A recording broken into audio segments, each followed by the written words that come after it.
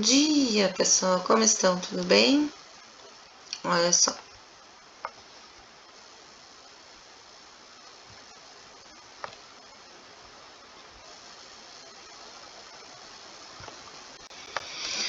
Mini índice, nós estamos nesse canal de baixa, ele tá vindo buscar liquidez dessas regiões, tá? Já tinha pago o seu alvo, trocou estrutura para venda, e aqui ele está prestes a fazer reversão.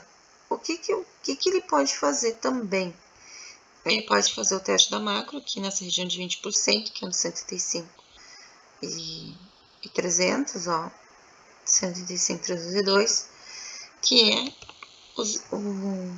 a região de pullback da macro, né?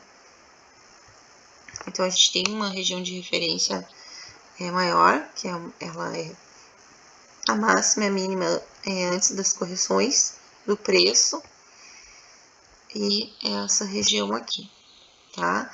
Então a gente tem sempre dois pontos de análise, né? A macro e depois o que o mercado está fazendo a médio prazo, e também o que o mercado está fazendo no micro, que é onde a gente entra com as operações no day trade.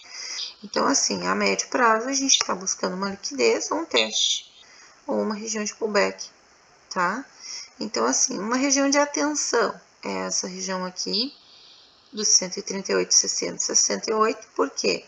Porque é uma região que o mercado ele pode simplesmente ele descer, ele abre um preço, ele respeita ainda o canalzinho aqui, ó, chega aqui nessa região, aí ele faz o quê? Ele sente ela e aí troca para pullback. A questão é até onde é o interesse do preço, qual é a necessidade do preço. Se for pegar liquidez de fundos, então ele vai descer um pouquinho mais. Então é mais provável que ele venha buscar essa região aqui dos 20%, tá? Se é só um respiro para comprar mais barato, se é só uma manipulação natural do mercado para pegar mais barato, ele vai sentir a região de pullback e ele vai voltar a subir, tá? Aí sim, aí voltando a subir, ele vai buscar pelo menos essa região aqui, que é uma região que tem aqui envelope de anterior, ajustes, outros pontos aqui importantes para o preço também, tá? Então, esse movimento aqui, ele dá uma sequência. O que ele não pode? É ficar andando de lado dentro do preço, né? Dentro do preço do dia anterior, porque daí ele vai ficar só gerando liquidez no próximo dia ele andar. Então, muito cuidado com isso, tá? Eu gosto muito que ele rompa alguma região, uma máxima, uma mínima, que ele faça rompimento para que ele possa ser mais fluido. Então, vocês já sabem quais são as regras operacionais que a gente tem, tá? Então, a princípio, está respeitando esse canal de baixa.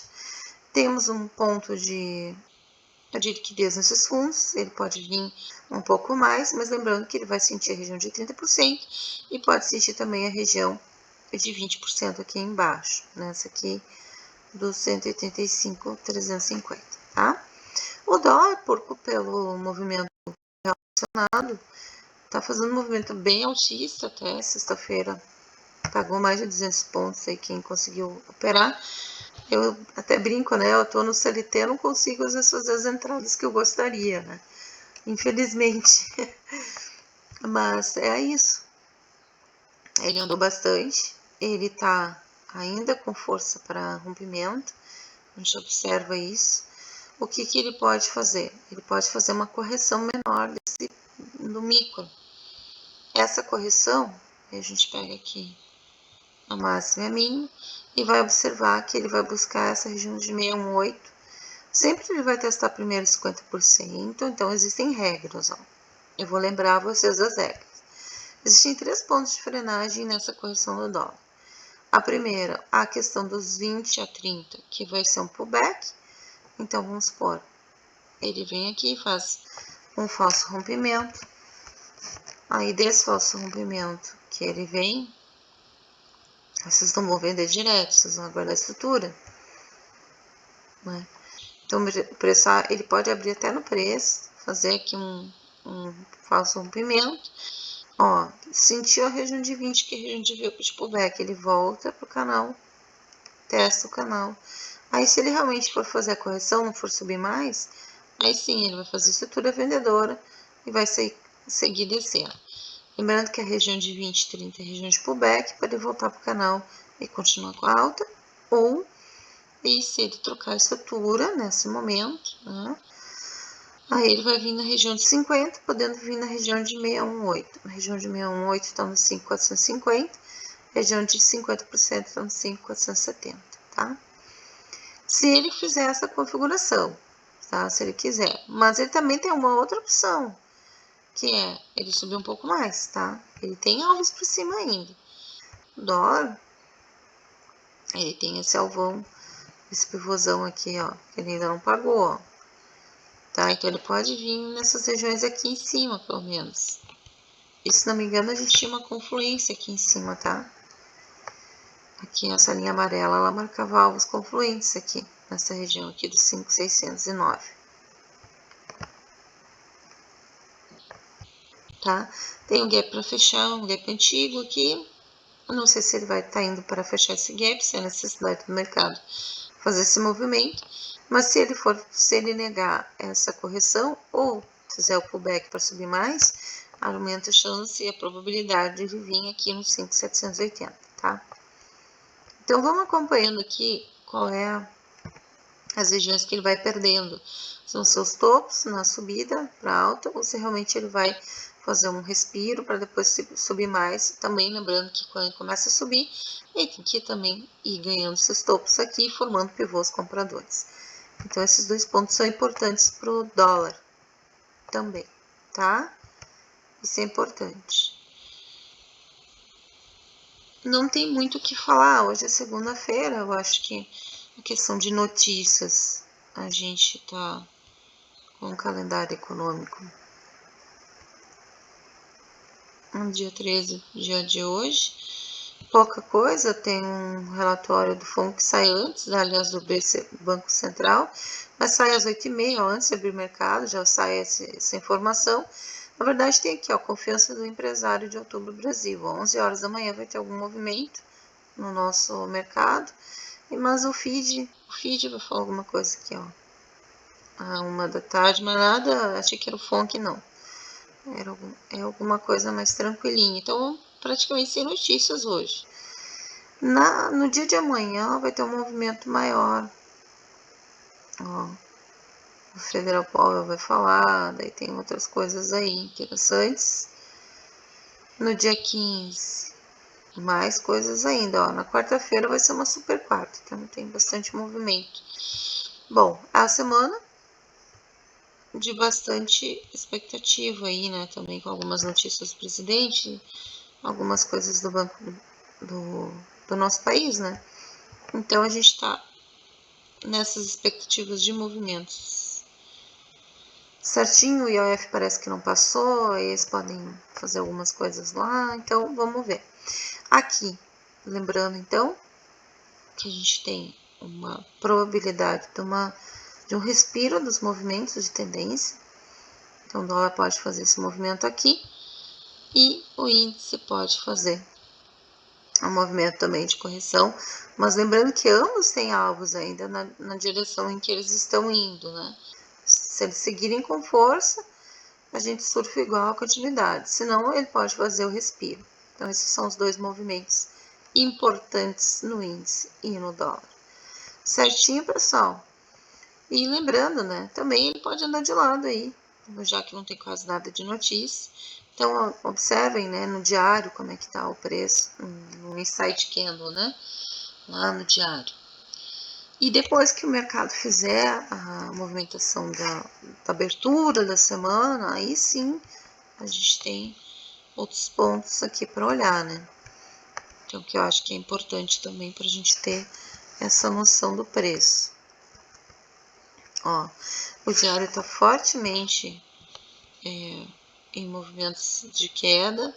O que ele precisa? Ele precisa abrir abaixo, tá? Ele precisa abrir, que eu digo, ele precisa abrir abaixo dessa região aqui, para perdendo esses fundos e aí sim buscando o alvo. Essa é a região importante, esse quadrante aqui para o preço abrir na continuidade vendedora. O que ele pode fazer também? Ele pode fazer manipulação, né? ele abrir na região de 50 e fazer o teste máximo aqui do 80, ele para voltar a cair. Essa é a última, seria o último movimento dele, né? Um movimento menos pensado, né? Que seria ele abrir aqui nessa região de 50, ficando de lado, aí vir aqui testar a região de 80, não rompe, né? Ele bate aqui, cria a estrutura vendedora e assim volta perdendo os fundos. Pode fazer esse movimento também, é um dos movimentos que eu já vi acontecer, tá? Até porque teve esse rompimento, então é normal ele testar esse rompimento também. Então, observe muito essa região de 50% do dia anterior, como eu falei, tá? É uma região importante por preço. No semanal, aí vamos esperar o que o mercado vai fazer, mas o índice está com tendência de baixa no semanal. A gente vem acompanhando ele, a gente pegou a reversão, a gente pegou todo esse estudo, né? Olha só como foi a semana passada. A gente tem esse semanal bem marcado aqui, tá? Então, novamente, eu lembro vocês desses pontos aqui, tá? O mercado fazendo esses movimentos. Qual que é a importância aqui também? Ele se manter abaixo. Se ele for dar continuidade vendedora, ele tem que se manter nos quadrantes inferiores, tá? Sempre nos quadrantes inferiores para rompimento de fundos. Aí vai dar uma continuidade interessante. Lembrando que ele pode fazer um dojizinho, ele pode, sempre no início, né, da semana, ele vai... Mas o que mais importa para mim, para ter certeza da continuidade vendedora, se não é um pullback para alta, é o quadrante que ele vai abrir. Por quê? Porque se ele já abre muito acima, aconteceu alguma coisa aí no final de semana, e ele abrir em gap de alta, ele abrir muito acima, ele já vem abrindo aqui o teste de máximas, tá? Primeiro, mas depois eu seguir descendo ou vou estar considerando um pullback aqui do semanal, ó, tá? Mas eu acredito que não, porque como o dinheiro vai onde tem liquidez, existe uma necessidade, de repente, dele realmente visitar esses fundos aqui, fazer teste mínimo antes, não simplesmente um pullback subir. Até porque ele já passou da região do pullback técnico. Ó, vamos olhar aqui.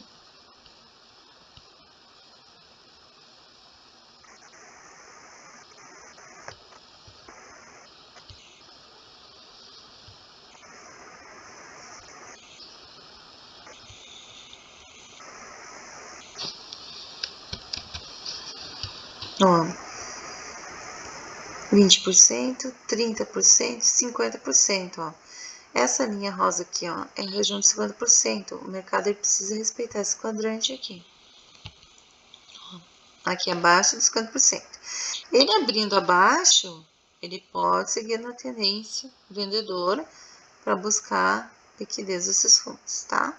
Só lembrando vocês onde a gente está no semanal. E o dólar no semanal deve estar na mesma situação, com tendência de alta. Ó, a gente tem esse ponto de liquidez aqui em cima.